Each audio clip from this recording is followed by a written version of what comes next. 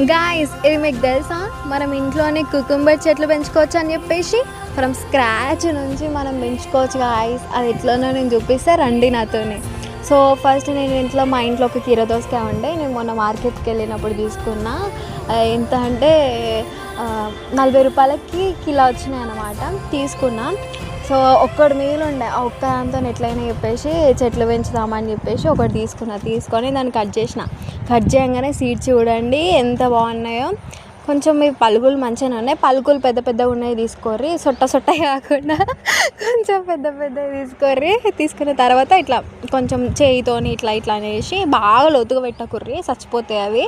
కొంచెం నార్మల్గా తీసి గింజలు పెట్టుకోర్రి. నేనైతే ఒక్కటేసారి కుప్ప లెక్క పోసినా, నాకు అవి రాలేదు. ఎందుకంటే వాటి కొంచెం ఏమంటారు వాటర్గా ఉండి జెల్లా ఉండి నాకు విడివిడిగా కాలేదు.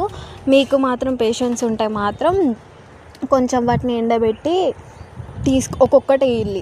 నాకైతే అంత పేషెన్స్ లేకుండే, ఎందుకంటే నాకు కొంచెం వర్క్ ఉండే, అందుకే కొంచెం ఒకటేసారి కుమ్మరిచ్చేసిన. అట్లా చేయకుర్రి మీరు.